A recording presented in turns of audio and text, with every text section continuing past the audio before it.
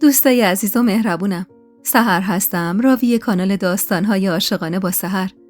ممنون میشم با سابسکرایب کردن و به اشتراک گذاشتن ویدیوها به ما انرژی بدید. این همون بچه است که زندگی افسانه رو به هم ریخت. اما اون یکی سری بهش گفت ساکت باش زن. از شنیدن حرفاشون دلم به آشوب افتاده بود.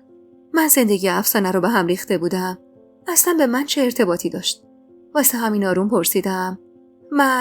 من اصلا دنیا نیومده بودم اون زمان. اون یکی که خیلی فضول و سمج بود با ذوقی که انگار چه خبر مهمی میخواست به گوشم برسونه گفت تو به دنیا اومدی که پدرت نامزدیشو به هم زد. احساس کردم دنیا دور سرم چرخید و با حال عجیبی گفتم چی؟ هیچی دخترم. اون یکی که اول زیر لب این بحثو باز کرده بود گفت هیچی دخترم. به شایعات توجه نکن. اینا همش حرفه. سهراب خان خودش افسانه رو نخواست. مجید خانم بعد از این همه سال بالاخره نخواستش و طلاقش داد. اصلا معلوم نیست این زن چشه.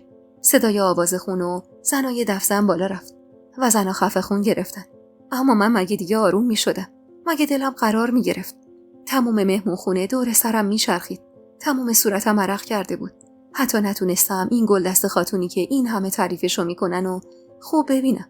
فقط صدای رساش گاهی به گوشم می رسید که با دیگران تعارفی که پاره می کرد. بعد از مهمونی نمیدونم چجوری فقط خودمو به طلعت رسوندم. با دیدنم گفت خوش گذشت خانم جان. گفتم طلعت من باعث شدم آقا جانم افسانه رو ول کنه. چی؟ یه نفر به من گفت تو باعث شدی پدر نامزدیشو به هم بزنه. به هم بگو یعنی چی؟ خب چرا از خودش نپرسیدی؟ این دومین باری بود که طلعت و دستپاچه می دیدم و دیگه شکم به یقین تبدیل شد که یه چیزی هست و من خبر ندارم. عصبی شدم و بازوشو محکم تو دستم گرفتم و همونطور که تکونش میدادم گفتم راستشو به هم بگو وگرنه به خدا قسم یه بلایی سر خودم میارم که یه اون پشیمون بشی از نگفتن. خب چرا از من میپرسید خانم جان؟ بذارید رسیدیم امارت از سهراب خان بپرسید. آقا جانتون خودش برات تعریف میکنه. با خشم گفتم اصلا آقام چرا منو فرستاده اینجا که بره افسانه رو بگیره؟ به خدا من نمیدونم خانم جان. به کی قسم بخورم که باور کنید؟ دروغ نگو طلعت.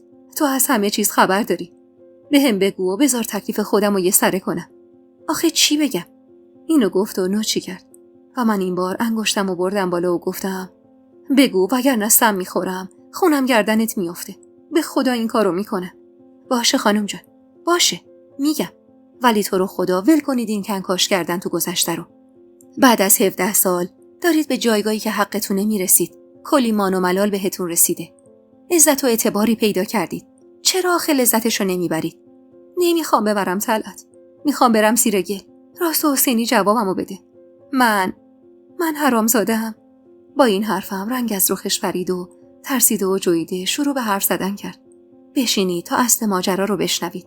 نشستم و گفتم بگو، فقط بگو و خلاصم کن. از کجا شروع کنم دخترم؟ نمیدونم. فقط شروع کن. باشه، تو آروم باش، بهت میگم. سهراب خان و افسانه خانوم همو میخواستن. خیلی زیاد. بعد از یه دوره عاشقی نامزد کردن. پدرتون بین بچه‌های باقرخان تو وفاداری و جوانمردی نمونه بود. اما به همون اندازه هم ساده بود و زود گول میخورد. یه شب تو یه مهمونی مستش کردن. با وحشت تو چشماش نگاه کردم و گفتم کیا طلعت؟ رسول و عیسی. حتما پای اون مارمولک پیر جواهر وسطه. آره. نمیدونم خانم جان. سهراب خان مست شد و اونا هم صاف بردنش رو اتاقی که زبیده خوابیده بود. محکم زدم روی صورتم و گفتم یا امام غریب نگو طلعت، دیگه نگو. و نشستم و 2 دستم رو گذاشتم 2 طرف سرم و زیر لب گفتم یعنی من حاصله یه شب دست رازیم، نه یه عمر عاشقی. طلعت که معلوم بود حرف زدم براش سخته ادامه داد پدرتون تا فهمید زبیده آبستنه گفت میگیرمش. پاشم ایستاد. اما طلعت ساکت شد و خون توی سر من یخ بست. چطور بگم خانم جان؟ گفتن شما بچه سهراب خان نیستید. زاغ بودید. گفتن شما روم سیاه. ببخشید اینو میگم. اما گفتم طلعت بگو دیگه، جون به لبم کردی. گفتن شما حاصل رابطه زبیده با سربازای روسی هستین. آخه اون زمانا روسا تو شهر زیاد جولون میدادن. نالیدم. پس دایی جانم اون موقع کجا بود که جلوی آقام رو نگرفت؟ داییتون و مادرتون برای طرح دعوا اومده بودن عمارت باقرخان. داییتونم اون شب رفته بود روستاشون تا شاهد برای حرفاش بیاره. اما چون شب بود و راه صعب العبور بود، مادرتون رو با خودش نبرد. خدایا، به خاطر همین خانم بزرگ اونجوری میپرسید که من از نسل باقرخان هستم یا نه؟ پس اونا هنوز شک دارن. نه دخترم، این چه حرفیه؟ شما با پدرتون و مادر بزرگتون مو نمیزنید. غلط کرده هر کی گفته. اونقدر حالم بد بود و دنیا دور سرم میچرخید که اصلا دیگه حرفای طلعت رو نمیشنیدم. با حالی زار دست به دیوار گرفتم و بلند شدم و رفتم به سمت اتاق. هرچی هم طلعت صدام کرد دیگه انگار گوشام نمیشنید. حرفای مادرم تو سرم میگشت. اونی که همیشه میگفت با وضو شیر به من میداده. آخه بچه‌ای مثل منو چه به با وضو شیر دادن؟ چه تناقض مسخره‌ای. پوزخندی زدم و زیر لب گفتم منو بگو به خاطر هرزگی و رقاصی عذاب وجدان داشتم. حاصل یه شب خوشگذرونی و عیاشی رو چه به این غلطا. همون شغل از سرم هم زیاد بود. در حالی که سرم از درد میترکید و از فکر و خیال داشتم دیوونه میشدم، روی تخت ولو شدم و افکار زیادی هجوم آورد به مغزم. اونقدر که چشمام درد گرفت. تک تک روزای زندگی مشترک آقا جانم و مادرم از زمانی که بچه بودم توی سرم گشت و با خودم گفتم حالا که حقیقتو میدونم میتونم خیلی خوب همه چیزو ببینم. اون همه صبح زود رفتن و دیر برگشتنای آقا جانم، کار کردنای زیادش، تنهایی مادرم وقتی آقا جانم نبود. پس اینا به خاطر پول نبود، به خاطر ما نبود. آقا جانم اصلا عاشق مادرم نبود. شاید فقط مردی بود که میخواست مسئولیت کار خودش رو گردن بگیره. اون فقط داشت تاوان یه شب ندونم کاریشو میداد. جواهر و بچه‌هاش بین آقا جانم و آقا بزرگ فاصله انداختن و اونو 17 سال تمام از نعمت حمایت پدر محروم کردن. بیچاره آقا جانم، بیچاره مادرم. شاید اگر هر کدومشون با آدم مناسب خودش ازدواج میکرد اینجوری نمیشد و الان تو شرایط بهتری زندگی میکردن. یا حتی مادر جانم زنده بود. سرم داغ بود و تمام جونم میسوخت که سیلی طلعت به صورتم منو هوشیار کرد. پارچه ای سرد میرفت روی پیشونیم و برداشته میشد. صدای چکه های آب به گوشم میرسید. همه اتفاقات و صداهای اطرافو میشنیدم، اما نمیتونستم عکس العملی نشون بدم. حتی صدای سیاوشم میومد. خواب بودم یا بیدار؟ اما نه، میشنیدم که میگفت دکتر آوردم براش، برید کنار. صدای مضطرب سیاوش بود که اینا رو میگفت. دست زمختی نشست روی سینم و چیزی روی سینم قرار گرفت و بعدش دیگه نفهمیدم چی شد، چون به عالم خواب وارد شدم. اما تو همون حالت خواب دردی رو احساس کردم و دیگه هیچی نفهمیدم تا اینکه صدای پرنده ها به گوشم رسید. بعد از چند روز تاریکی مطلق بالاخره نور راه خودش رو به چشمم پیدا کرد. طلعت کنار تختم خوابیده بود. از جا بلند شدم و روی تخت نشستم. سرم گیج میرفت. نگاهی به اتاق اطرافم کردم و دوباره حقیقت مثل سیلی خورد توی صورتم. مثل پوت نشست وسط فرق سرم. اشکم راه افتاد. به زور خودم رو به لگن آبی که کنار طلعت بود رسوندم و یه مش آب به صورت خودم پاشیدم. اما دلم نیامد بیدارش کنم. فقط از فرط گرسنگی رفتم سمت مطبخ تا چیزی بخورم. اول صبح بود و همه خواب و فقط آشپز در حال پختن نون بود و تا منو دید پرسید سلام خانم جان، بهتر شدید؟ بله، من چند روز مریض بودم. 3 روزی میشه. یه چیزی میدی بخورم؟ بله چشم، همین الان بهتون میدم. واسم صبونه مفصلی چید. شروع کردم به خوردن و گفتم اسمت چیه؟ سلیمه خانم جان. میگم اگه میفهمیدی حاصل یه شب خوشگذرونی و عیاشی هستی و پدر و مادرت بهت دروغ گفتن چه حالی میشدی؟ دست از کار کشید و برگشت به سمتم. نگاهم کرد تا بلکه چیزی دستگیرش بشه. اما وقتی دید بی خیالم خودش ادامه داد و گفت برام مهم نبود خانم جان. با تعجب گفتم واقعا؟ بله خانم جان. یه لحظه خودتون فکر کنید. آخه کی اولین بار آدم و هوا رو عقد کرد؟ از حرفی که زده بود تعجب کردم. توقع شنیدن هر چیزی رو داشتم به جز اون چیزی که میگفت. واسه همین هاج و واج گفتم هان، چی بگم خانم جان؟ اگه اینجوری باشه من فکر میکنم همه ما حرامزاده‌ایم. آخه مگه اون موقع ها عاقد داشتن؟ متعجبتر از قبل نگاش کردم و گفتم نه نداشتن، ولی این ربطی به سوال من نداشت. حرفم تموم نشده صدای خالی شدن آب توی جوب منو به خودم آورد. از پنجره کوچیک مطبخ نگاه کردم، دیدم یه نفر داره باز آب آفتابه رو خالی میکنه. کنجکاو پرسیدم سلیمه بیا ببینیم کیه. سلیمه بیرون رو نگاه کرد و گفت آهان اینو میگید؟ کلفت خسروخانه. هر روز میاد آفتاب یه اتاق گلبیبی رو خالی میکنه. گفتم چرا این کارو میکنه؟ نمیدونم. حتما خسروخان بهشون گفتن. از کی این کارو میکنه سلیمه؟ خیلی وقته. این کار همیشگیشه. نمیدونم چرا میونه اون همه گرفتاری و مصیبتی که در مورد خودم و خانواده‌ام به سرم ریخته بود، رمز و رازای خانواده سالارخان هم دست بردار نبودن. رفتم برگشتم سر جام و صبونم و کامل خوردم. بعد از اون رفتم بالا و طلعت رو دیدم که سراسیمه توی راه رو میدوه و مجید و خسروخانم دنبالشن. اما با دیدن من هر سه یهو ایستادن. طلعت با تعجب لب باز کرد و گفت خوب شدی دخترم. و دایی سمتم و دستم رو گرفت. ضعیف شدی خانم جان. چرا راه افتادی تنهایی از اتاق بیرون رفتی؟ خسرو خان اومد جلوتر تا زیر بازومو بگیره، اما نذاشتم. مجید خان که اولین بار بود بدون اخم میدیدمش به حرف اومد. همه ما رو زهره ترک کردید. نزدیک بود بفرستم دنبال پدرتون. بی خیال گفتم من خوبم. امروز صبح احساس گرسنگی میکردم. رفتم مطبخ یه چیزی بخورم. طلعت همونطور که دستمو نوازش میکرد گفت الهی بمیرم. حالا سیر شدی؟ تونستی چیزی بخوری؟ بله خوردم. اینو گفتم و بی توجه به اضطراب و نگرانی اونا وارد اتاقم شدم و لبه یه تخت نشستم. خسروخان تو آسونه در ایستاد و گفت استراحت کنید، میگم براتون سوپی چیزی تهیه کنن. نه نیازی نیست. هم سیرم هم حالم خوبه. اینو گفتم و دراز شدم روی تختم و پتو رو گوش تا گوش کشیدم. اونا هم به هوای این که خوابم برده از اتاق خارج شدن. فوش آبدار و پدر مادرداری نثار خودم کردم و گفتم آب و هوا عوض کردنت چی بود دختر؟ حالا با این همه چرت و پرتی که فهمیدی میخوای چی کار کنی؟ اصلا مگه دیگه میتونی آروم بگیری؟ و به فکر فرو رفتم. یعنی خسروخان بود که داشت گلبیبی رو مسموم میکرد. پوفی کشیدم و گفتم پاک خول شدی چکاوک. اصلا به تو چه؟ چند ساعتی رو به همون حالت سپری کردم. اما دیگه خسته شده بودم. پا شدم و رفتم لبه پنجره. اما به محض اینکه چشمم به در عمارت خورد، مردی وارد شد که با دیدنش اشکم راه افتاد. دست خودم نبود. سیاوش اومده بود. دیگه آفتاب سوخته و لاغر به نظر نمی رسید. همون جوری بود که قبل تر دیده بودمش. فقط کمی شولیده بود. اول با خسرو که توی حیاط بود کمی صحبت کرد و بعد به پنجره اتاق من نگاه انداخت. و واسه یه لحظه چش تو چش شدیم. قدماشو بلندتر کرد به سمت ساختمون و چند دقیقه بعد در صده آروم وارد اتاقم شد. بغضمو به زور قورت دادم و رفتم لبه تخت نشستم. به محض دیدنم گفت چرا از سر جات بلند شدی؟ اومد جلوشون هم آروم هل داد عقب و گفت دراز بکش. گفتم دراز بکش.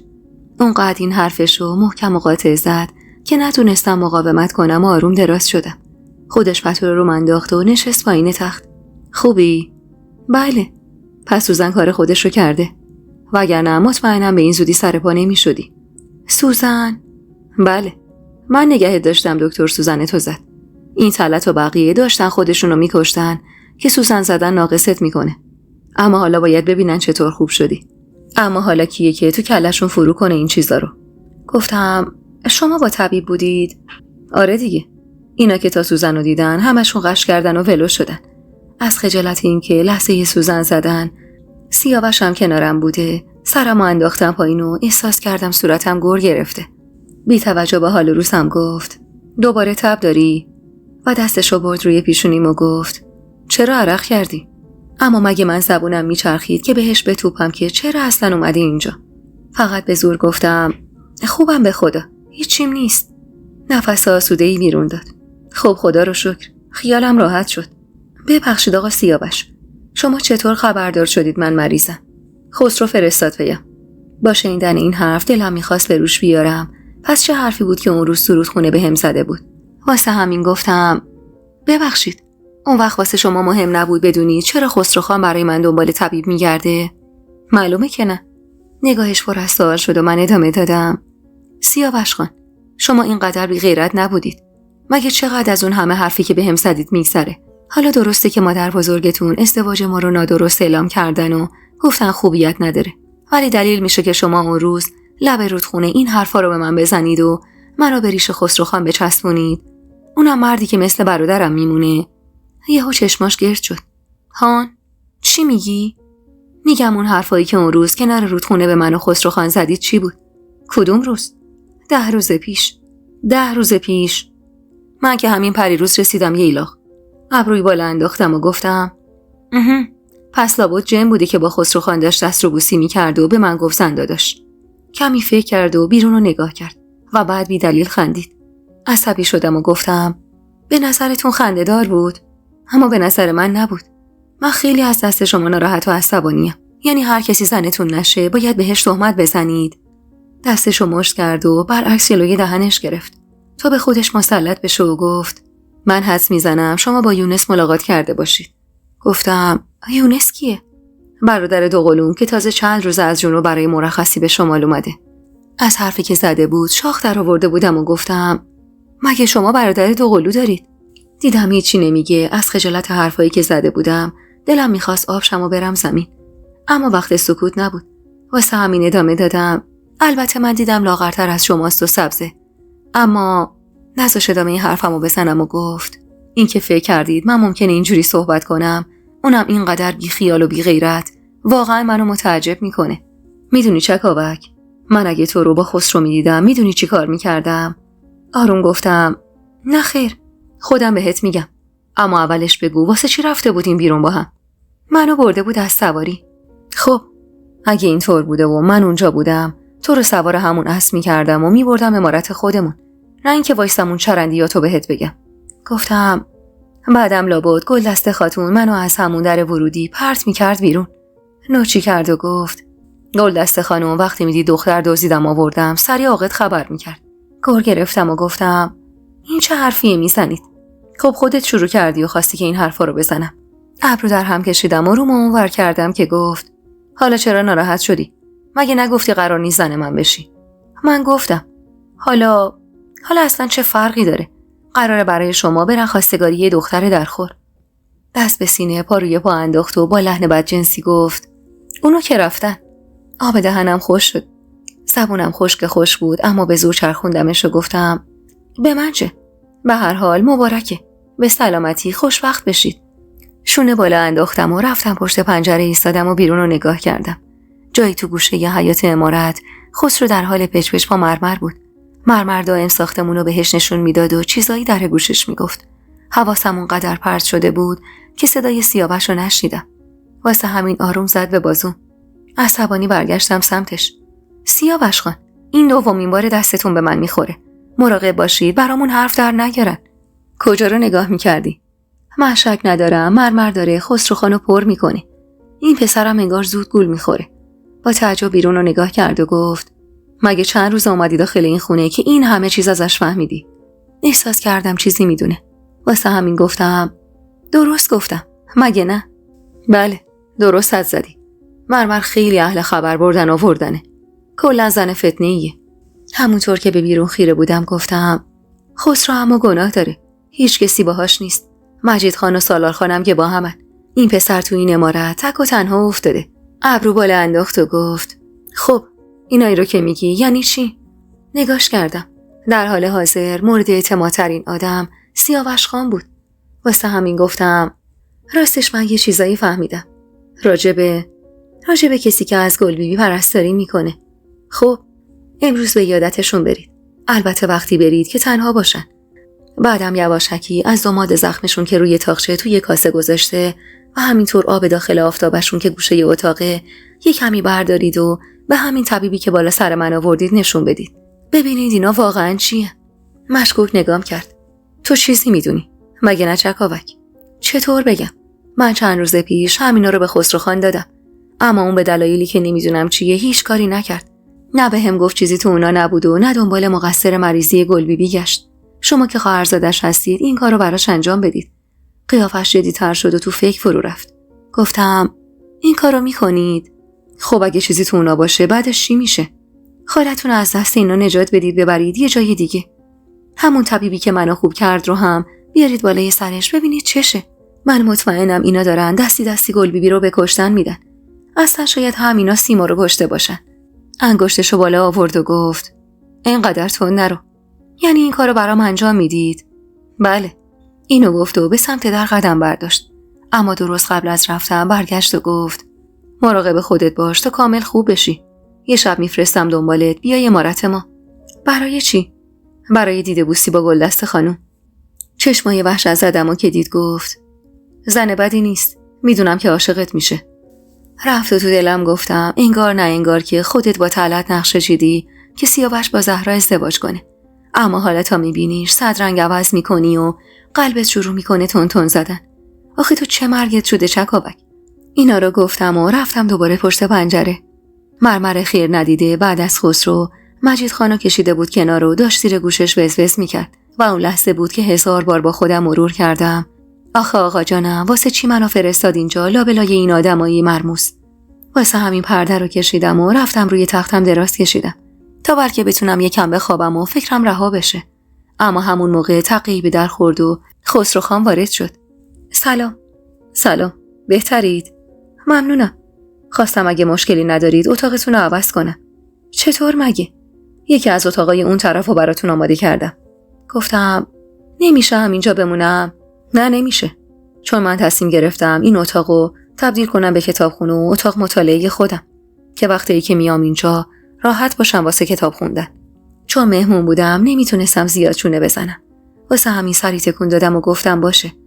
اما مطمئن بودم که داره منو دست به سر میکنه. اما آخه چرا؟ از این همه فکر و خیال سرم داشت میترکید. اما هرچی بیشتر فکر میکردم کمتر میفهمیدم. صبح اول وقت به سرعت وسایل اتاقم توسط خدمه به جای دیگه ای منتقل شد. پنجره ای داشت اون اتاق که به باغ باز میشد و من بیخبر از هر چیزی که توی حیاط اتفاق میافتاد روزامو اونجا میگذروندم تا اینکه از امارت حسین علی خان فرستادم پیام. قاصد که رفت از شادی پریدم بالا و تندی پریدم بغل طلعت و گفتم وای طلعت، دارم میرم پیش مونس خانم. طلعت که در حال مرتب کردن کمد لباسای من بود زیر چشمی نگام کرد. مونس خانم یا دیگرون؟ بازوشو گرفتم و گفتم طلعت، من دلم برای همشون تنگ شده. از این خونه پر رمز و رازم خسته شدم. پیش اونا اما انگار من دختری هستم که آسمون باز شده و افتاده زمین. پس چرا اون حرفا رو زدی و خرابش کردیم؟ چون این ازدواج شدنی نیست. پس دیگه لطفاً در موردش حرف نزن و بذار وقتی میرم اونجا فقط لذت ببرم. بذار دلم خوش باشه و کیف کنم از کنارشون بودن. خیلی خوب، دیگه چیزی نمیپرسم. اما به نظرم اشتباه کردید. گفتم اونو ولش کن، تو با من نمیای؟ نه خانم جان، من همینجا راحتم. باشه، پس همینجا باش تا برگردم. حواستم به گل بیبی باشه. زیباترین لباسی که همراهم بود و پوشیدم. طلعتم موهامو شونه کرد و دو طرفم انداختم و با یکی از خدمه راهی شدم. سیاوشو که از دور دیدم لبم به خنده باز شد. نیشم تا بناگوش رفت و جلوتر رفتم. سلام دادم، جواب داد. چشماش برق عجیبی داشت. همونطور که با چشمای براقش به هم نگاه میکرد گفت بیا که میخوام همه رو بهت معرفی کنم. اومد جفتم و من فاصله گرفتم و گفتم سیاوش خان زشته. بیا بابا کاریت نباشه. بی اعتنا به حرفش فاصله گرفتم و آروم زمزمه کردم چرا تو این مدت هیچ سری به خونه سالار خان نزدید؟ چطور مگه؟ چیزی شده؟ اذیتت کردن؟ نه، اتاقمو عوض کردن. دیگه به حیاط هیچ دیدی ندارم. خب چه بهتر. برای چی؟ من میگم دیگه حیاطو نمیبینم، نمیفهمم چه خبره. اون وقت شما میگید. برگشت سمتم و گفت من تازه از رشت اومدم، نبودم اینجا. گفتم رشت رفته بودید؟ بله، به خاطر اون چیزی که بهم گفتید. یهو تمام وجودم و اضطراب گرفت و گفتم خب چی شد؟ تو آب آفتابه یه نوع سمه که نه بو داره و نه رنگ. تنها نشونش هم اینه که فلز و سیاه میکنه. با تعجب گفتم آخه که تو آفتاب سم میریزه. کسی که میخواد زخم پشت خاله من بیشتر و عمیق‌تر بشه و هیچ وقت خوب نشه. لبمو گاز گرفتم. ای وای، حتی فکر کردم بهشم حال منو بد میکنه. تو ترکیبات اون زمادم الکل و یه چیز دیگه هست که جای زخمو میسوزونه. ظاهرا توی اون عمارت منحوس یه نفر میخواد خاله منو زجرکش کنه. از اینکه تمام حدسایی که زده بودم به واقعیت تبدیل شده بود وحشت زده نگاش کردم و گفتم حالا میخوای چیکار کنی سیاوش خان؟ به مجید خان اطلاع دادم قرار خاله بیاد اینجا تا توی ماجرا رو در بیاره. بهترین طبیبا رو بالا سرش میارم. اصلا میبرمش رشت. خاله من مردنی نیست شکاوک. متوجه حرفم میشی؟ مریضیش اینقدر هم حاد نیست، بلکه یه نفره که داره اون رو به این حال و روز در میاره و قصد کشتنشو داره. گفتم اولی کی؟ خسرو. درست همه در بودیم که از حرکت ایستادم و گفتم شما مطمئنید؟ شک ندارم. مرمر همین کارو با سیما هم کرده بود. وقتی مریض بوده به جای دارو ریز سم به خوردش میداده. خسرو بعدها اینو فهمید. اما مرمر با مظلوم نماییاش ماجرا رو از گردن خودش باز کرد و گفت مجید خان اونو مجبور به این کار میکرده و دارو به دستش میرسونده. همونطور که مغزم سود میکشید گفتم واقعا مجید خان این کارو میکرده؟ بله، مجید دارو رو تهیه میکرد. اما خودش قسم میخورد همه رو از عطاری تهیه میکرده و هیچ دوز و کلکی تو کار نبوده. اما من فکر میکنم مرمر قوطی‌ها رو خالی میکرد و داروهای دستساز خودش رو پر میکرد. داروهایی که خودش معلوم نیست از کجا تهیه میکرد. زانو هم سوس شده بود و با همون حال سار گفتم اما آخه واسه چی؟ اون که حتی بچه هم نداره که بگی از این ماجرا ارثی عایدش میشه. این حرفو نزن چکاوک. 2 تا زن از سر راهش برن کنار این کمه؟ دیگه پرستاری نکنه، نشوره، نبره، نیاره، خانوم امارت باشه و از ثروت زیاد شوهرش استفاده ببره، اینا کمه؟ وحشت زده گفتم من باید برگردم. پشتمو به سمت در کردم و خواستم به سمت امارت سالار خان برم. اما سیاوش خان جلومو گرفت و گفت کجا بری؟ میخوام برم حقیقتو به خسرو بگم. مرمره که تو گوشش میخونه. اون اصلا مقصر نیست. بذار خودشون حل کنن. نمیتونم. گناه داره خسرو خان. نمیخوام دستش به خون آلوده بشه. میخوام دست مرمر رو براش رو کنم. دستشو جلوم حائل کرد و گفت میگم نرو. مجید عصبانیه، بلایی سرت میاره. لحنش تحکم داشت و من عقب نشستم. ولی سیاوش خان نداره. بذار خودشون حل کنن مشکلشونو. سرک به هر کاری نکش. تهش به ضررته. مثل اون دفعه که پرتت کردم پایین یا اون باری که برادرت به سرت ضربه زد. متعجب با چشمای گردم پرسیدم شما اینا رو از کجا میدونید؟ اتفاق بودن. نه خیر، اتفاق نبودن چکاوک. من همه چیزو راجع بهت میدونم. یخ کردم. صورتم به عرق نشست. چه زود مهمونی که ذوقشو داشتم تبدیل به محل اعصابم شده بود. کی بهتون گفت؟ من خوشم میاد راجع بهت بدونم. دوست دارم کشفت کنم. تک تک رازاتو میفهمم و اون وقته که دیگه هیچ ترسی از ازدواج با من نداری. چون من مطمئنم پشت این پس زدنات یه رازی نهفته است. رازی که باید بفهمم چیه. واسه این که بحثو عوض کنم گفتم الان اینا مهم نیست. خواهش میکنم فقط خسرو خانو نجات بدید. من مطمئنم مجید خان اونو میکشه. خسرو خان کم عذاب نکشیده تو زندگیش. مادرشو بیگناه از دست داده. پدرش و برادرش هم که رفتار درستی باهاش ندارن. خیلی تنهاست. اونقدر با سوز حرفمو ادا کردم که دل سیاوش انگار نرم شد. سرشو تکون داد و گفت بذار مهمونی امشب تموم بشه با هم میریم دنبالش. خوبه؟ اما اگه بیرونش کنن چی میشه؟ نگران نباش. خسرو بلد گلیم خودشو از آب بکشه بیرون. اینجوری نگاش نکن. اینا رو گفت و درو باز کرد و من وارد شدم. حیاط خونه حسین علی خان با صفاتر و سرزنده تر از خونه سالار خان بود. فواره آبی که از بالا آب چشمه رو مثل یه آبشار از سنگای طبیعی پایین میفرستاد. گلکاری‌های دور تا دور حیاط، درختای سر به فلک کشیده همه منو یاد خونه‌های عیونی مینداخت. مونس خانم همراه حسین علی خان به استقبالم اومدن. با مونس خانم دست رو بوسی کردم و از هر دوشون واسه اینکه منو دعوت کرده بودن تشکر کردم. که حسین علی خان گفت واسه آقات پیغام فرستادم که باقی اقامتت رو توی خونه ما بگذرونی. ممنونم. اما فکر میکنم دیگه بهتره برگردم رشت. مونس خانم همونطور که پشت کمرم رو نوازش میکرد گفت برای چی دخترم؟ نمیدونم. دلم واسه خانوادم تنگ شده. بهتره دیگه برم پیششون. آخه یکم هم نگرانشونم. هیچ خبری ازشون ندارم. باشه دخترم. حالا چند روز بمون، از فردا هم گل بیبی میاد اینجا. بعد هر جا خواستی برو. با سیاوش نگاهی رد و بدل کردیم و مونس خانم ادامه داد. سیاوش هم برای خالش طبیب حاذقی پیدا کرده که میگه اینجا باشه بهتره. گفتم چقدر خوب مونس خانم. ایشون واقعا به یه همصحبتی مثل شما احتیاج داشتن. اگه روحیشون خوب بشه من مطمئنم بیماریم از بدنشون پر میکشه و میره. میتونم مادر. بارها خواستم بیارمش پیش خودم. اما هر بار خواستم مجید اجازه نداد. یه حسین علی خان گفت خانم مگه نمیدونی اونا چقدر واسه متاخشه بالا میذارن؟ سیاوش در پی حرف آقاش گفت مجید بعد از طلاقش داغون شده. نه مادر، 13 ساله که همین جوریه. این بچه رو خواهر من از روز اول درست بار نیورد و تربیت نکرد. حسین علی خان ادامه داد مجید خودش نیست ولی خداش که هست. خواهر شما مجیدو میذاشت پیش کارگرای خونه و میرفت به مهمونیای آنچنانی. میدونم آقا. اما حالا که یه جانشین شده چرا مجید کینه کرده و نمیبخشدش؟ سیاوش که انگار کلافه شده بود گفت مادر جان، آقا جان، الان وقت این حرفا نیست. بهتر بریم داخل. شکاوک خیلی وقت سر پا ایستاده. مونس خانم و حسین علی خان با این حرف سیاوش به خودشون اومدن و منو تعارف کردم برم داخل. کمی گبا گفت کردیم و رو به مونس خانم گفتم دختران نیستن؟ نه مادر جان، اما 1 ماه آخر تابستون و قراره بیان اینجا بمونن. همون لحظه صدای مردی از پشت سر اومد و من یونس رو برای اولین بار درست حسابی دیدم. واقعا تو نگاه اول با سیاوش مو نمی‌زدن.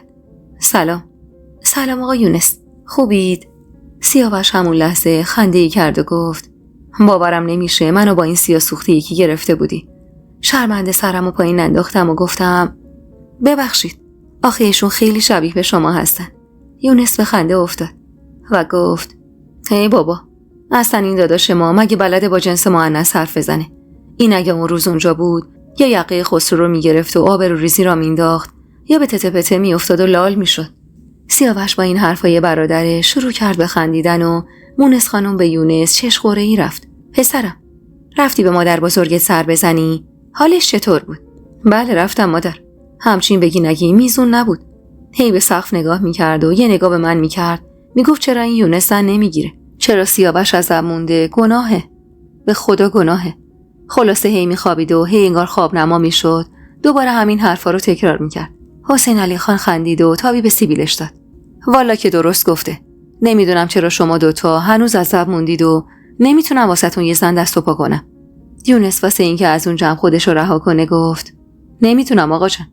من فعلا میخوام برم رودخونه شنا. کاری ندارید؟ نه مادر، مراقب خودت باش. هنوز یونس نرفته بود که در اتاق باز شد و صدای عصایی تو گوشم پیچید. گلدسته خانم بود. حسین علی خان با دست اشاره‌ای به من کرد و مادر جان، چکاوک ایشونه. گلدسته خانم با اون اباحتش نگاهی به من کرد و بعد به سیاوش نگاه انداخت. پیر دختر آوردی واسه خودت؟ مونس خانم که معلوم بود حسابی شرمنده شده گفت این چه حرفیه خانم بزرگ؟ 5 سال از سیاوش و یونس کوچیک‌تره. گلدسته خاتون اما بی تفاوت به حرفای مونس گفت خواهر کوچیک‌تر نداره؟ این بار حسین علی خان جواب داد چرا مادر؟ داره. پس همونو میگیریم. از اسب پیر کره در نمیاد. اینو گفت و درو بست. بغض داشتم و قلبم از شدت تحقیر شدن توی سینم میسوخت. صدای نفسای خودم رو میشنیدم. مونس خانم بدتر از من، حالش اصلا خوب نبود. حسین علی خانم به جای خالی مادرش خیره شده بود. سیاوش از سر جاش بلند شد و از اتاق خارج شد و احساس کردم داره میره سمت اتاق مادر بزرگش. حسین علی خان سری از سر جاش بلند شد و رفت دنبالش. مونس خانم هم سری خودشو کشون سمت من و آروم دستمو گرفت و مهربون گفت به دل نگیر دخترم. زبونش تنده و روکه، اما هیچی تو دلش نیست. به خدا زن بدی نیست. آروم گفتم اشکالی نداره، ولی خیلی دلم گرفته بود از این حرفا و تو دلم خودم طلعت و لعنت میفرستادم. مونس خانم که دید تو همم دستمو گرفت و برد و یکی از اتاقا رو به هم نشون داد. پنجره بلندی داشت که با آبشار روبرویی باز میشد. سیاوش به هم گفته که خونه سالار خان برای تو امن نیست. قراره بیای همینجا. درسته؟ غرورم مانع شد که تاییدش کنم و گفتم نمیدونم سیاوش خان چی گفتن، اما من میخوام برگردم رشت. ولی آخه من دلم میخواد چند روزی رو اینجا پیش ما بمونی. نگرانم مونس خانم، نمیتونم. افسانه دائما دور و بر آقا جانمه. سر حال خوشی نداشت وقتی میومدم. نمیدونم چرا دلم شور میزنه. میدونم دخترم، درکت میکنم، اما به نظرم تا آخر ماه بمون اینجا. واسه عروسی محمود همه با هم راهی رشت میشیم. با تعجب گفتم مگه آخر ماه عروسی محموده؟ آره دخترم، مگه خبر نداشتی؟ نه، من وقتی اومدم فقط شنیدم واسش رفتن خواستگاری. همین. بله دخترم، تو همون خواستگاری جواب مثبت گرفتن. پدر دختره رو هم ما میشناسیم. گفته خوش ندارم دخترم و نامزددار تو خونه نگه دارم. واسه همینم دارن هرچه سریعتر بساط عروسی رو برپا میکنن. مونس خانم با همون چهره آروم و لحن مهربونش گفت انشالله اگه خدا بخواد با هم راهی میشیم. بی حال گفتم به سلامتی و همراهش تا مهمون خونه رفتم. صدای لایه های حسین علی خان و هرس خوردنای سیاوش از اتاق گلدسته خانم به گوش میرسید. اما مگه گلدسته خانم زیر بار میرفت؟ طلعت خوب میگفت که خاتون میتونه اون عروسی رو به هم بزنه. اونطور که متوجه شده بودم حرف خودش بود و به نظرم محال بود از حرفش کوتاه بیاد. سر و صدا که بالا رفت مونس خانومم از پیشم رفت تا میونه رو بگیره بلکه دعوا نشه. به در و دیوار و بالای شومینه نگاه کردم. پر از عکسای سیاه و سفید بود. از بچگیای سیاوش و یونس و خواهراشون. 3 دختر در کنار 2 پسر. چه خانواده خوشبختی بودن و چقدر من دلم میخواست عضوی از این خانواده باشم. اما به همون اندازه میدونستم حقشون نبود دختری شبیه به من عروسشون بشه. نه تنها به خاطر شغلی که تو اون مدت داشتم بلکه به خاطر حرامزاده بودنم. اونا حقشون نبود عروس این شکلی داشته باشن. باید یه دختر آفتاب مهتاب ندیده و با اسب و نسب و برای سیاوش میگرفتن. تو افکارم غرق بودم که از پشت سر صدای حسین علی خان رو شنیدم. عکس بچگیای سیاوشه. برگشتم و به صورت مهربونش نگاه کردم. چرا چایتو نخوردی دخترم؟ تلخ لبخند زدم. میل نداشتم. بیا بشین با هم یه چای پدر دختری بخوریم. از شنیدن این حرف از زبونش قند تو دلم آب شد و اطاعت کردم و نشستم کنارش. شیرینی رو جلوم گذاشت و گفت کامتو شیرین کن دخترم. میدونستی سیاوش عاشق این شیرینی اینو خودیه؟ تشکری کردم و سرمو به نشونه منفی تکون دادم که حسین علی خان گفت مادرم با ازدواج من و مونس خانومم مخالف بود ولی ما فرار کردیم. سرمو بالا گرفتم و با تعجب بهش نگاه کردم. چطور قبولتون کردن؟ هنوز قبولمون نکرده. از شنیدن این حرف بیش از پیش تعجب کردم. اما همون لحظه صدای بلند گلدست خانم به گوشم رسید. وای بر من، این همون دختریه که افسانه رو بدبخت کرد. اون وقت برم عامل بدبختی خواهرزادم و بیارم تو این خونه بگم چی؟ مگه من دیوانم؟ اصلا از کجا معلوم که این دختر سهراب باشه؟ دیگه اشکم را افتاده بود و نمیتونستم جلوشو بگیرم. تا اون لحظه آخه هیچ کسی حقیقت رو اینجوری توی روم نکوبیده بود. واسه همین سری اشکامو پاک کردم و گفتم من دیگه رفع زحمت میکنم و بلند شدم برم که سیاوش عصبانی وارد شد. صورتش قرمز بود و رگ گردنش باد کرده بود. چکاوک بلند شو بریم. حسین علی خان با ترس بلند شد. چی کارش داری پسرم؟ میخوام برم پیش سهراب خان و اجازه ازدواجمو ازش بگیرم. از سگ کمترم اگه همین فردا عقدش نکنم. از حرفای سیاوش سر در نمی آوردم و بین این قوم گیر افتاده بودم که حسین علی خان به حرف اومد. مخت تیپ کرده پسر؟ نه آقا حرف سیاوش از دهنش خارج نشده گلدست خانم از زنان وارد شد. نمیدونم چرا صدای برخورد دستاش به زمین چوبی مثل سوزن داشت توی قلبم فرو میرفت. چقدر از اون صدا میترسیدم. حسین علی خان سری دوید جلو. اومدید مادر؟ بله. اومدم خوب ببینم چه کیسه‌ای برای تو و مال تو این پسر دست گل دوخته. یکی رو که فرستادی اون سر مملکت. این یه پسرم مونده واسد. اون وقت میخوای از کیا واسش زن بگیری؟ هان؟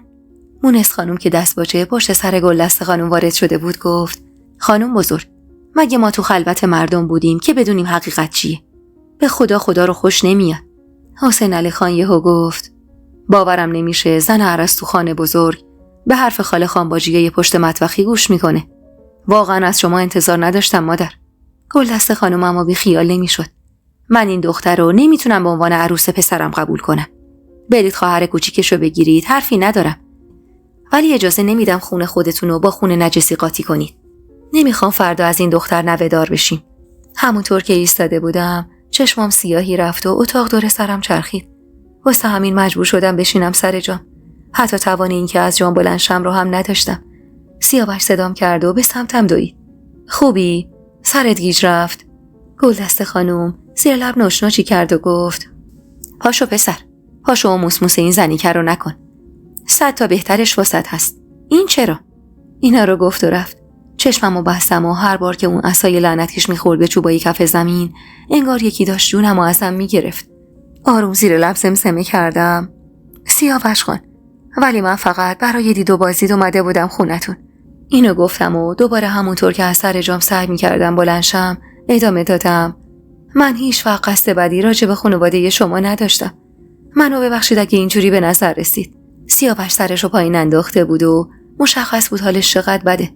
مونس خانم خودشو به من رسون. به خدا نمیذارم بری دخترم. برم راحت ترم. تو رو خدا جلومو نگیرید. نمیشه دخترم. بیا برو تو اون اتاقی که واسط آماده کردم استراحت کن. سرخندی زدم. یه لطفی به من میکنید مونس خانوم؟ چی عزیزم؟ بگو. منو یه جوری برسونید رشت، وگرنه مجبورم خودم یه راهی پیدا کنم صبح با طلعت برم. دستمو از توی دست مونس خانوم بیرون آوردم و به سمت در خروجی حرکت کردم. سیاوش پشت سرم حرکت کرد و اومد کنارم ایستاد. بذار برسونمت. بری داخل. نمیخوام واسم حرف در بیارن. پس من چی؟ چی؟ برات مهم نیست که واسه من حرف در بیارن؟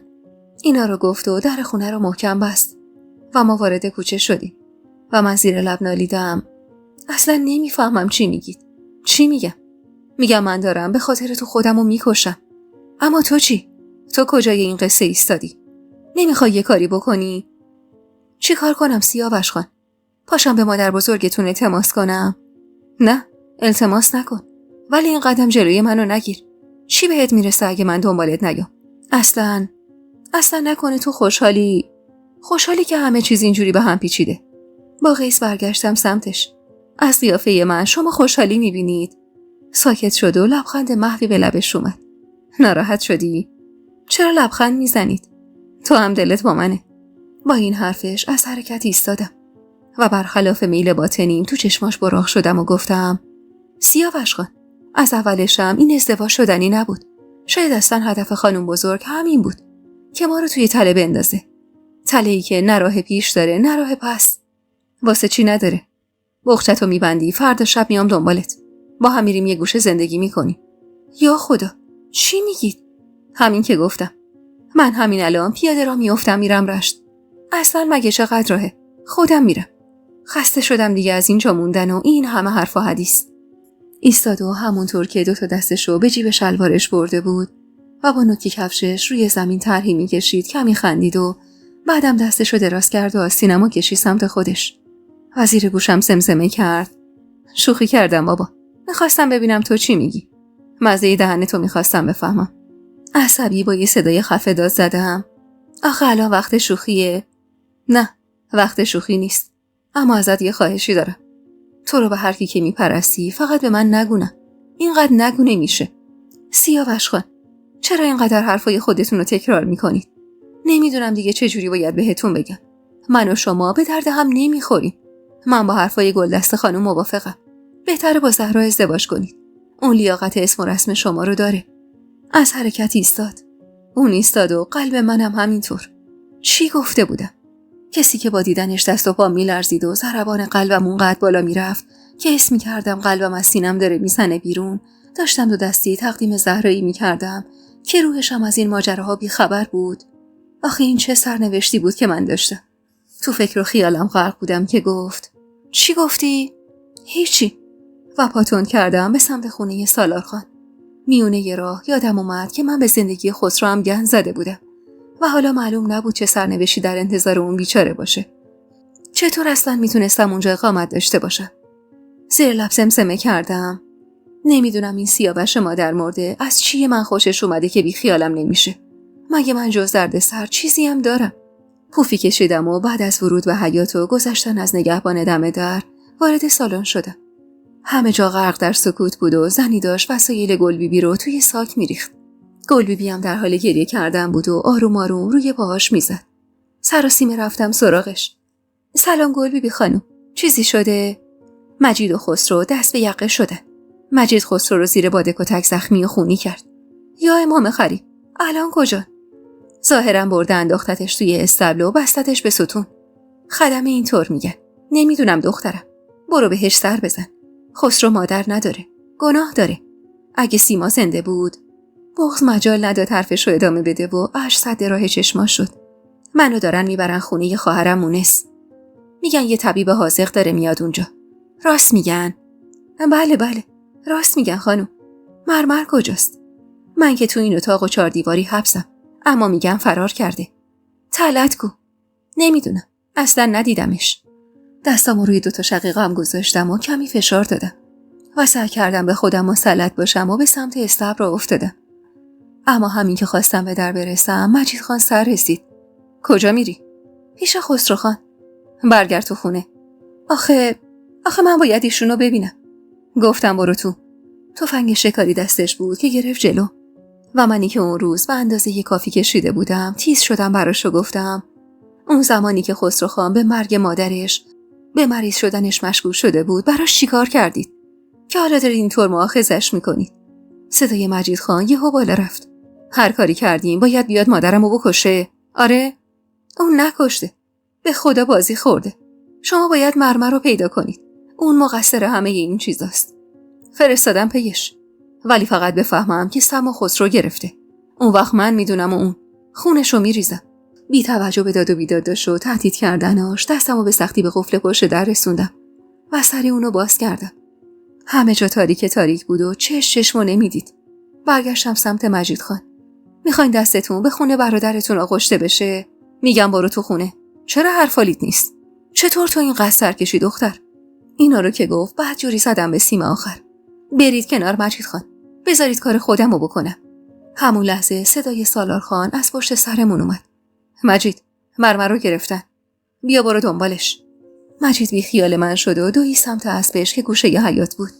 منم پاتوند کردم به داخل استاب. همونطور که گلبیبی خانم شنیده بود، خسرو خونین و مالین کناری افتاده بود و دستشو بسته بودن به ستون. شعله چراغ نفتی که به شدت پایین کشیده شده بود و بالا کشیدم تا یکم روشن بشه و جلوی صورتش گرفتم. اما با دیدن اون خون و چشمای بستش وحشت کردم.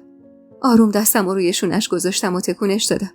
خسرو خان، تو رو خدا چشمتون رو باز کنید. دیدم تکون نمیخوره، هراسون دویدم بیرون تا کمک بخوام، اما هیچ کدوم از خدمتکارا نبودن. حتمی همشون رفته بودن پی مرمر. واسه همین تا آفتاب غروب نکرده خودمو به در خونه حسین علی خان رسوندم. خدمتکار که درو باز کرد پاتوند کردم تو حیاط. حسین علی خان که روی ایوون نشسته بود گفت سلام دخترم، چیزی شده؟ سلام، یه نفر رو بیارید، خسرو خان داره میمیره. دستپاچه از سر جاش بلند شد. چی شده؟ با برادرش مجید خان با اون دعواش شده، حسابی زخمی شده، چشماشم بسته، باز نمیکنه. حسین علی خان دوی سمت خونه و منم دویدم سمت خونه سالار خان. هیچ کسی اما نبود. گلبیبی رو هم داشتن آماده میکردن تا با درشکه ببرنش به خونه مونس خانم. دویدم داخل استبل و گفتم رفتم کمک آوردم، تو رو خدا نمیر. خدایا چه غلطی کردم. کاش اینقدر تو زندگیشون سرک نکشیده بودم. صدای پای مردی اومد و من از ترس این که مجید خان باشه تیکه یه چوبی رو از کنار استبل برداشتم. اما اونقدر همه جا تاریک بود که اصلا چیزی رو نمیدیدم. واسه همین تمام دل و جرأتم رو جمع کردم و گفتم مجید خان شمایید، به خدا نمیذارم ببریدش، نمیذارم بکشیدش. خسرو خان بیگناهه، دستتون بهش بخوره اونقدر جیغ میکشم که کل اهل روستا با خبر بشن. منم دخترم، نترس. صدای حسین علی خان بود. چوب انداختم زمین و با بغض گفتم شمایید؟ آره دخترم، برو کنار، یه نفر رو آوردم، کمک کنیم خسرو رو ببریم بیرون. همون لحظه مردی پشت سرش یالا گفت و وارد شد. اونقدر ترسیده بودم که با 2 زانو زمین خوردم و یه گوشه ساکت نشستم و تماشا کردم که مرد چطور داره سر خسرو رو پاک میکنه و اونو میبنده که همون موقع صدای مجید خان از بیرون اومد و حسین علی خان رفت بیرون. منم تعلل و جایز ندونستم و دنبالش راه افتادم. مرمر روی اسب بیهوش افتاده بود. خدایا چطور اون خانواده رو من از سم پاشونده بودم. سرمو بین 2 تا دستم گرفتم و گفتم مرده. مجید جواب نداد، اما حسین علی خان آروم زمزمه کرد هیچی نگو دخترم، گمونم زنده است.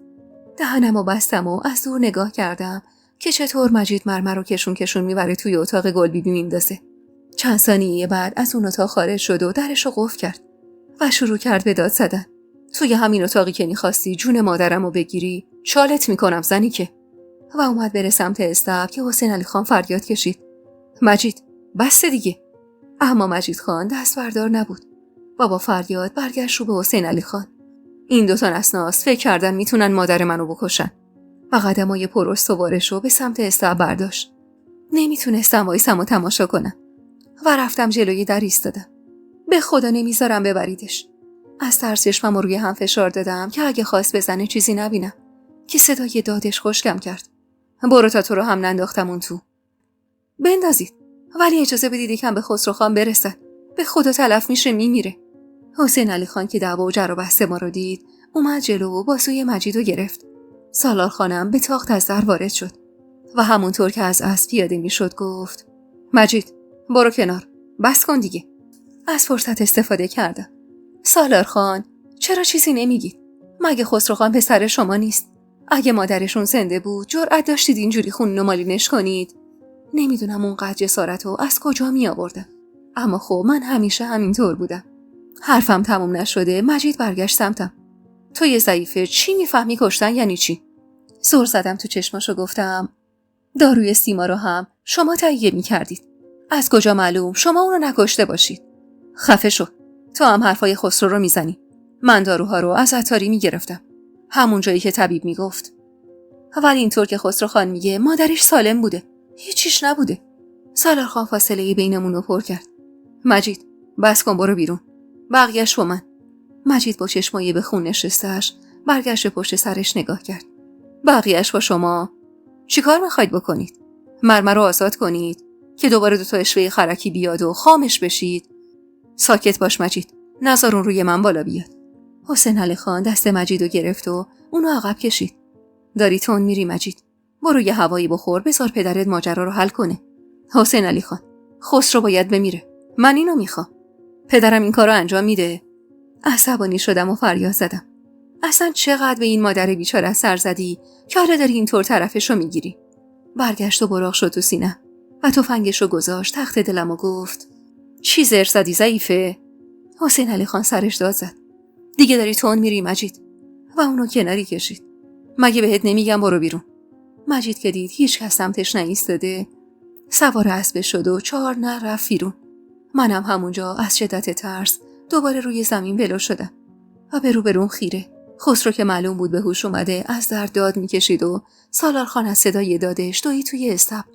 حسین علی خان اما بی توجه به اونا اومد سمت من و آروم دستمو گرفت و روی زمین بلندم کرد: پاشو دخترم، پاشو لباساتو جمع کن، بریم خونه ما. اینجا دیگه جای موندن نیست. من اونجا نمیام، منو بفرستین برم رشت، دیگه نمیتونم اینجا بمونم. و با چشمای اشکبار به چشمای مهربونش زل زدم و گلایه بار گفتم: چرا من هر جایی هستم درد سرم هست. دستشو برد پشتم و منو به خودش نزدیکتر کرد: خدا میدونه که تو هم عین 3 تا دخترمی. اینجا برات امن نیست. پاشو برو وسیله‌هاتو جمع کن بیار. میترسم مرمر خودشو آزاد کنه و بیاد سراغت. من چی کار کردم حسین علی خان؟ چرا به سیاوش خان گفتم؟ چون دختر با وجدانی هستی. دختری نبودی که بذاری گل بیبی جلو چشمات بمیره و سکوت کنی. دستی به لباسم کشیدم و سعی کردم روی پاهام بدون کمک اون وایسم و گفتم: طلعتو پیدا کنم، وسیله هامو جمع میکنم. آفرین دخترم، میفرستمت بری رشت، اما اول باید بذاری خسرو رو از چنگ اینا در بیارم. امیدوارانه لب زدم: راست میگی؟ آره دخترم، برو. اومدم برم توی سالن که صدای باز و بسته شدن در پشتی اومد و زنی پاورچین وارد خونه شد. دنبال صدا رفتم و طلعتو تو سالن پشتی خونه در حال دزدکی وارد شدن دیدم. چشماش قرمز بود و سر و وضعش ژولیده و دامنش گلی. بهش توپیدم: تویی طلعت؟ معلوم هست کجا بودی تا حالا؟ پرواضح دست باچه شد: خانم جان، شما برگشتین؟ معلومه برگشتم. مگه قرار بود بر نگردم؟ نه خانم جان، آخه به من گفتن شما قرار شب بمونید. حالا که نموندم. نگفتی کجا بودی؟ هیچ جا. رفته بودم بیرون سر و گوشی آب بدم. چه سر و گوشی؟ چرا سر و وضعت اینجوره؟ چرا دست باچه‌ای؟ اینا رو گفتم و بازوشو چسبیدم و کشون بردمش توی اتاق و در رو بستم. طلعت، بگو کجا بودی؟ مرمر رو تو فراری دادی مگه نه؟ حالت چهرش نشون میداد که درست زدم وسط خال. تک تک رفتاراشو از روزی که وارد این خونه شده بودیم تا امروز کنار هم گذاشتم و فریاد زدم: از روز اولم هی دنبال این بودی که منو از مرمر دور کنی.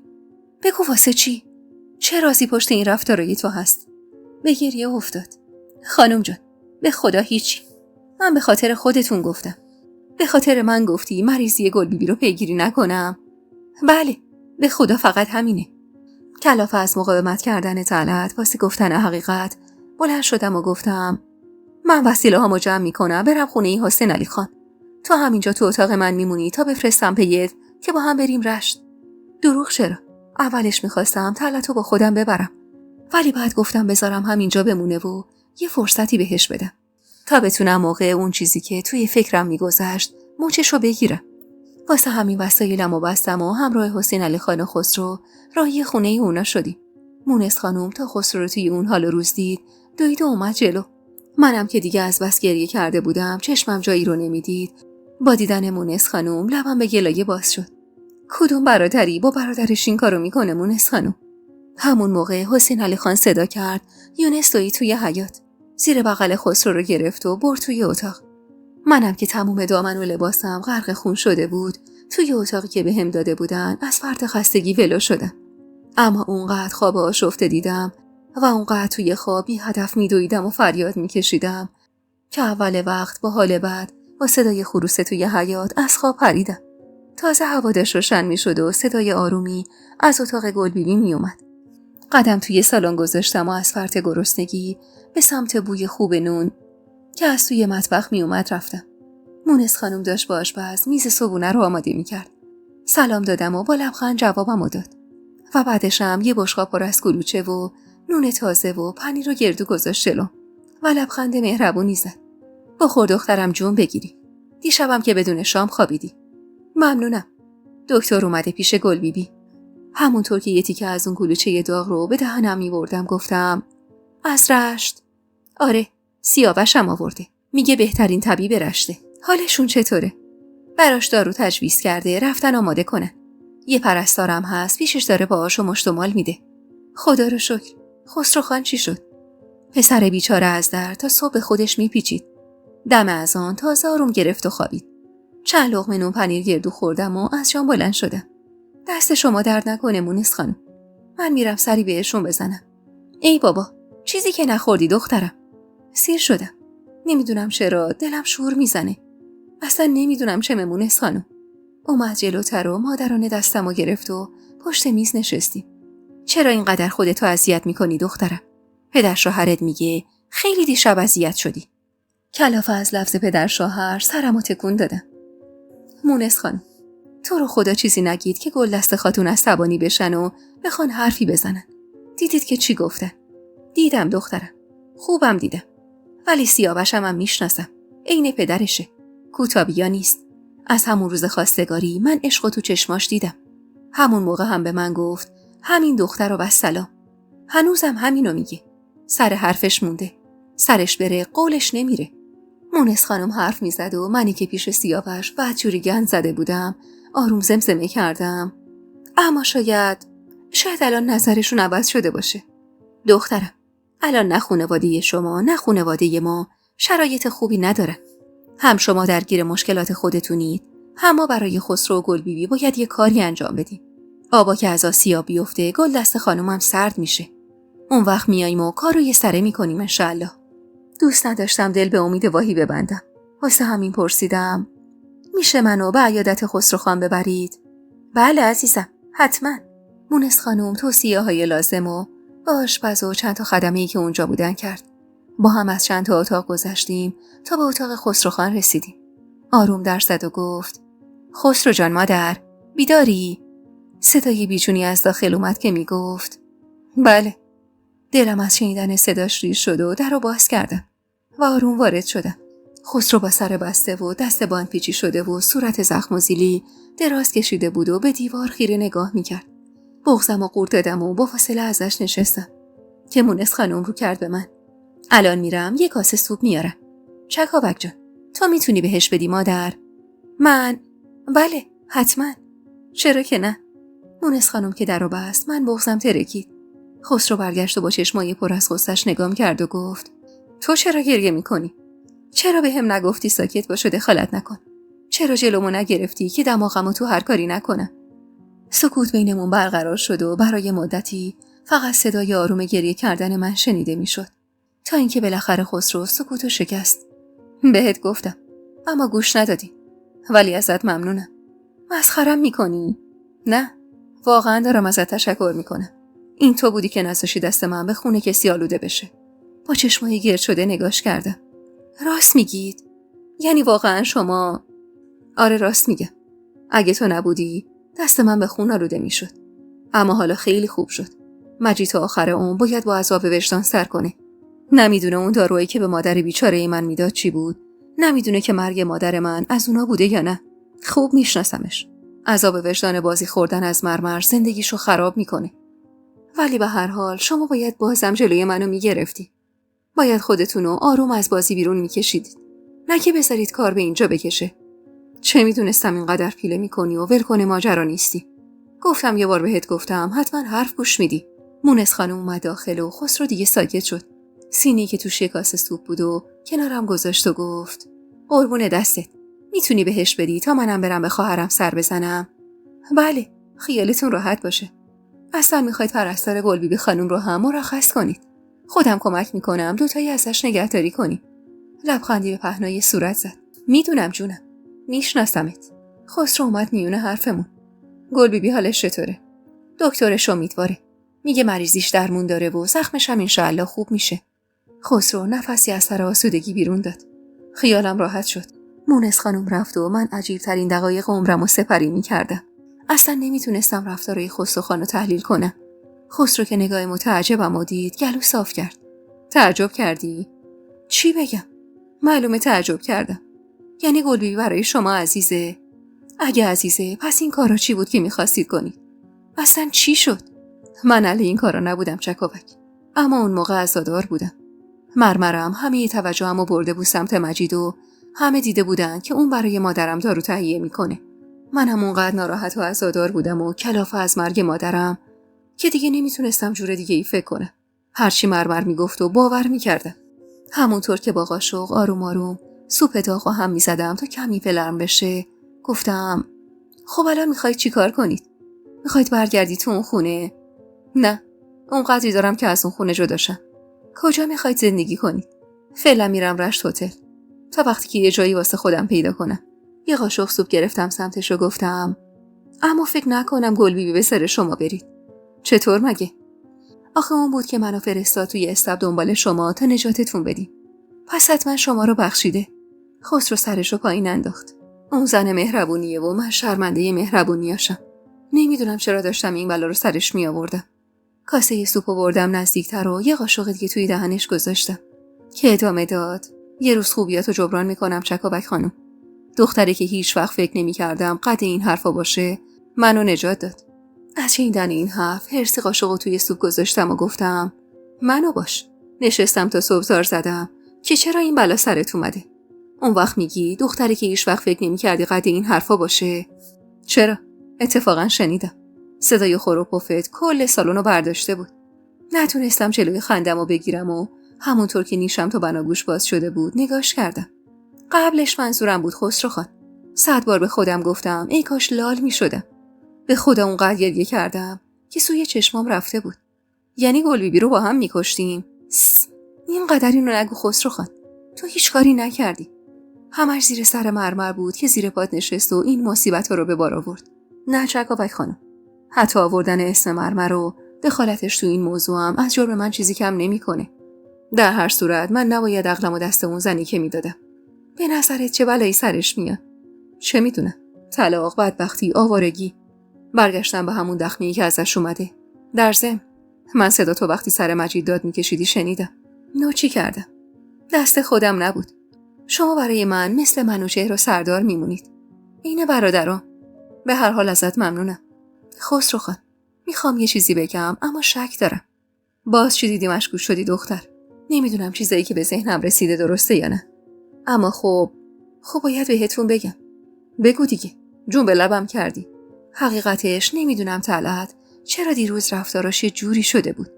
از صبح تا حالا میگم برم کشیکشو بدم ولی میترسم بازم گند بدتری بالا بیاد. طلعت کی بود؟ دایه پدرم. ندیمه من. آهان، حالا یادم اومد. خسرو خان، دیروز حال روزش اصلا درست نبود. دزدکی داشت وارد خونه میشد و سر تا پاش گلی بود. گمونم همراه مرمر بوده. خسرو کلافه دستی به موهاش برد. چند لحظه به من گوش کن. همینی که به من گفتی و برو به سیاوش بگو. اون خوب تعاطوشو در میاره. با اومدن اسم سیاوش دوباره تپش قلب گرفتم. نمیتونم. یعنی فکر نمی کنم سیاوش خان چشم دیدن منو داشته باشه. چی شده مگه؟ چیزی نشده. اما یه حرفی زدم که نباید میزدم. اگه فقط حرف بوده که طوری نیست. به نظرم از دلش در بیار. سیاوش از اون مرداست که میتونی بهش تکیه کنی. خیلی آقاست. از دستش نده. با حرفای خسرو ضربان قلبم بالاتر رفته بود. لب گزیدم و گفتم نمیدونم. گلدست خانوم حرفای جالبی به هم نزد. نگران نباش. رگ خواب خاتون تو دستای حسین علی خانه. دوست نداشتم این بحث ادامه پیدا کنه. واسه همین گفتم حالا اصلا الان من مهم نیستم. میدونم. پس زودتر پاشو برو تا کلفتت کار دستمون نداده. شما دیگه سوپ نمیخورید؟ نه. اما بازم بیا به هم سر بزن. باشه زیر لب گفتم و رفتم سمت سالن. صدای صحبت کردن حسین علی خان با سیاوش و یونس از توی ناهارخوری می اومد. در اتاق گل بی بی هم باز بود. گفتم اول سری بهش بزنم که دیدم آروم و آسوده خوابیده. خدا رو شکر که اون ناله ها و درد مداوم تموم شده بود و فروکش کرده بود. خدا رو شکر که این زن مهربون قرار نبود بمیره. خدا رو شکر که خسرو خان تو دام مرمر افریته نیفتاد. اینا رو از ذهنم گذروندم و آروم زمزمه کردم. خدایا شکرت. کمی بعد در سالن باز شد و مجید خان پشت سرم سبز شد. برو کنار. آروم کنار کشیدم. مجید بی توجه به من رفت داخل و در پشت سرش بست. سینه به دست مونده بودم وسط سالن و نمیدونستم چی کار کنم. حتی نمیدونم چرا روم نمیشد با سیاوش راجع به طلعت حرف بزنم. واسه همین سینی رو به دست یکی از خدمه‌ای که داشت از اونجا رد میشد دادم. خودم هم تندی لباسامو عوض کردم و به سمت خونه سالارخان قدم برداشتم. نگهبان برام درو باز کرد. وارد خونه که شدم دیدم هیچ کسی نیست. آروم رفتم سمت پنجره اتاقی که مرمر توش بود. اما هیچ صدایی نمی اومد و مرمر که صورتش غرق خون بود ساکت یه جا نشسته بود. با خودم گفتم الان که خونه خالیه لابد طلعت یه کاری میکنه. لابد مرمر رو فراری میده. واسه همین یه جایی که در تیر رست نگاه کسی نباشه نشستم. چند ساعتی نشستم و دیدم خبری نشد. واسه همین رفتم سمت اتاقی که طلعت اقامت داشت. مرتب و منظم بود و از لباسای گلیش خبری نبود. رفتارش هم کاملا عادی بود. و منی که هیچ چیزی دستگیرم نشده بود تصمیم گرفتم برگردم. با خودم فکر کردم لابد اشتباه میکردم و طلعت بیچاره با این سن و سال نمیتونسته مرمر رو فراری داده باشه و هیچ چیزی هم بین اونا نبوده و هر چی بوده فکر و خیال خام من بوده. واسه همین برگشتم خونه. وقتی رسیدم سر صلات ظهر بود و حسین علی خان با پسراش توی حیاط ایستاده بودن. تا منو دیدن یونس گفت بفرما. اومد. اینقدر بی خود نگران بودی. گفتم که لابد رفته این دورو برگشتی بزنه. هم خودتو جون به لب کردی هم ما رو. سیاوش با چشمایی که عصبانیت و نگرانی ازشون میبارید به سمتم قدماشو تند کرد و قبل از همه رسید بهم. کجا بودی؟ رفته بودم خونه سالارخان. همه که اینجان. تنها رفتی اونجا چیکار کنی؟ رفتم طلعتو ببینم. پس چرا با خودت نیوردیش؟ گفتم آماده باشه تا حرکت کنیم و برگردیم بریم رشت. صداشو آورد پایین و با حرص و شمرده گفت نمیبینی اوضاعمونو؟ چرا سر خود میری بیرون؟ گفتم که رفته بودم دنبال ندیمم. این حرفو زدم و از کنارش رد شدم و سلامی به حسین علی خان و یونس دادم و از جلوی چشمای متعجبشون وارد خونه شدم. سفره ناهارم پهن بود ولی من به محض اینکه فهمیدم گل بی بی داره و صداش میاد تصمیم گرفتم اول به دیدن اون برم. در زدم و وارد شدم. سالارخان کنارش نشسته بود. با دیدنم هر دو لبخند به لبشون اومد. سلام دادم و گفتم خوبید؟ آره دخترم خوبم. بیا اینجا پیشم. گل بی بی به پشت راست کشیده بود و زخمای پشتش سرشون باز بود. داروی سفیدی روی پشتش مالیده بودن که مجموعاً صحنه دلخراشی رو به تصویر میکشید. اما گل بی بی میخندید و چشماش برق میزد. نشستم کنار سرش که سالارخان نگام کرد. تو سیاوش نبودید من بیچاره میشدم. سرمو انداختم پایین. مجید خان هنوز از دستم ناراحتن. من دیشب اصلا خوب با ایشون صحبت نکردم. بعدشم که نتونستم ازشون عذرخواهی کنم. مجیدو میگی؟ نه اصلا. اون از طلاق افسانه، از مرگ سیما و اشتباه خسرو ناراحته.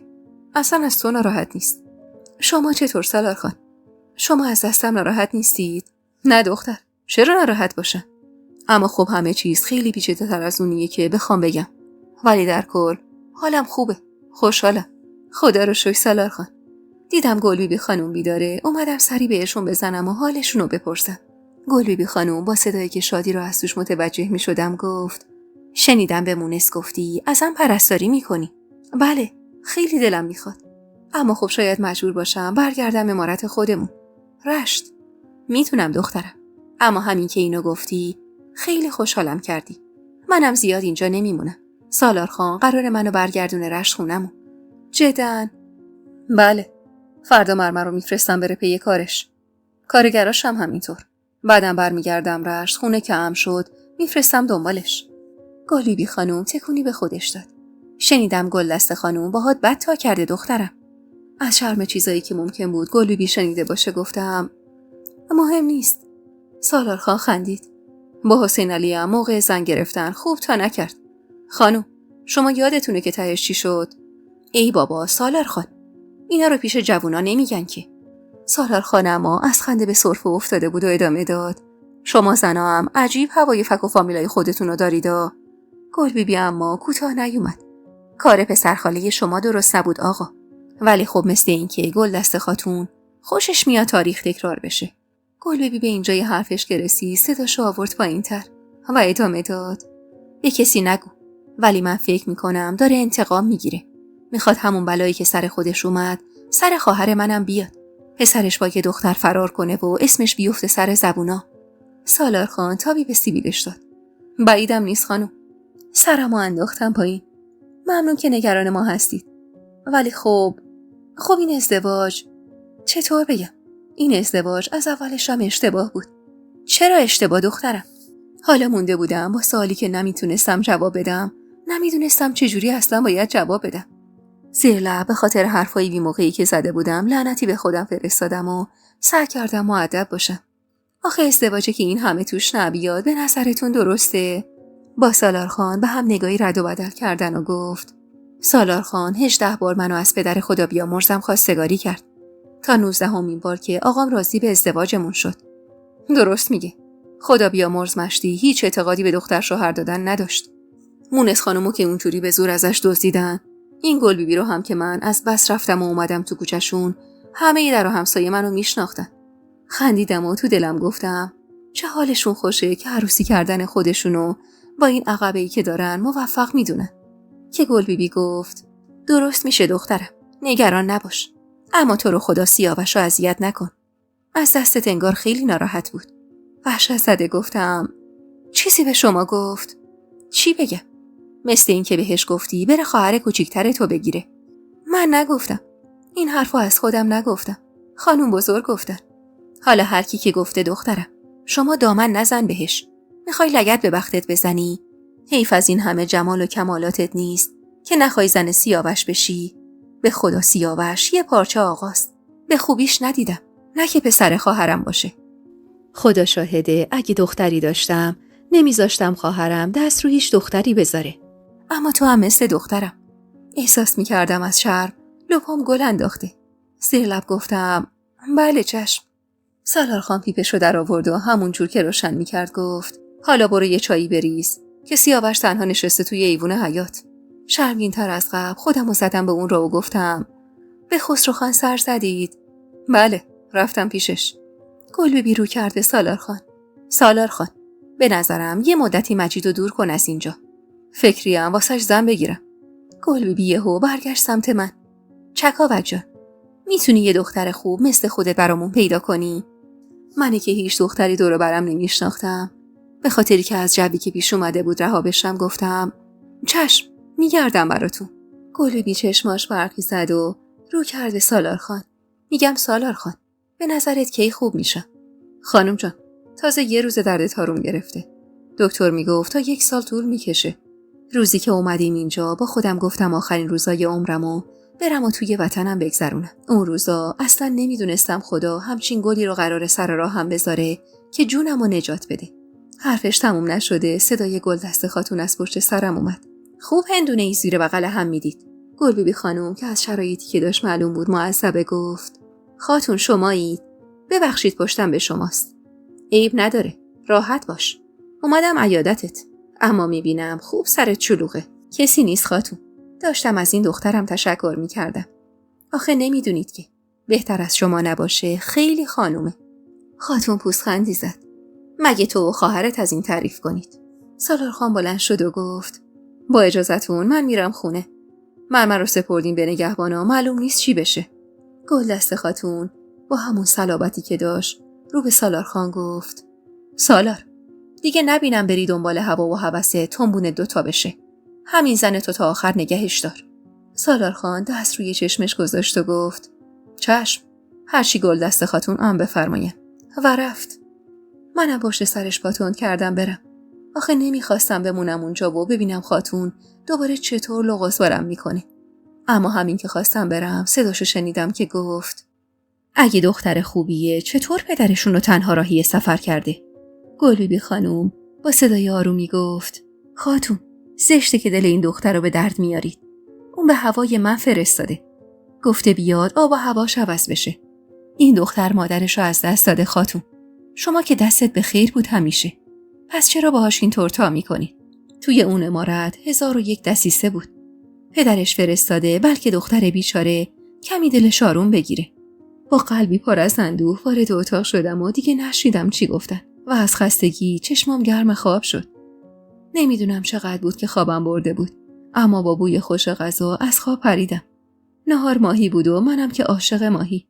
پا شدم و دستی به سر و صورتم کشیدم و به سمت اتاق ناهارخوری را افتادم. همه دور سفره نشسته بودن و در حال صحبت بودن که من وارد شدم. حسین علی خان لبخندی به پهنای صورت زد و گفت به به، عروس عزیزم اومد. بفرما بشین. مونس خانومم با ذوق نگام کرد. بیا دخترم، بیا که به موقع اومدی. دلم نیومده بود صدات کنم. گفتم استراحت کنی، بعد که پا شدی غذاتو برات بیارن تو اتاقت بخوری. زیر لب تشکر کردم. ممنونم ازتون. اما اگه بشقاب منو بدید میرم اتاق خسروخان. باشه دخترم، چرا که نه. ممنون که حواست بهش هست. زیر چشمی نگاهم به سیاوش افتاد که رنگ پوستش از سفیدی به قرمز تغییر کرده بود و رگ پیشونیش بیرون زده بود. اما من بی توجه به غیرت باد کردهش بشقابمو که پر از غذا بود از دست مونس خانم گرفتم و بردم اتاق خسرو. تنها نشسته بود و ظرف غذاش جلوش قرار داشت. تا منو دید لبخند نشست رو لبش. چی شد؟ از سالت چی فهمیدی؟ هیچی، همه چیز عادی بود تو خونه. نهار تو آوردی پیش من بخوری؟ آره، اشکالی داره؟ نه، خیلی هم خوبه. نشستم و دست بردم به سینی که دست نخورده گذاشته شده بود همون گوشه و سفره رو باز کردم و بشقاب خودم و اون و مخلفاتو گذاشتم روش و شروع کردم به غذا خوردن. هر از گاهیم یه قاشق غذا میذاشتم دهن خسروخان و همینطور با هم گپ و گفت میکردیم. اون از برنامه‌هاش برای آینده میگفت و من از زندگی که توی روستا داشتیم حرف میزدم تا اینکه صدای کوبیده شدن در حیاط به گوشمون رسید و پشتبندش مردی با داد و بیداد دوون خودش رو به سمت در ورودی رسون. آقا بیاد که بدبخت شدی.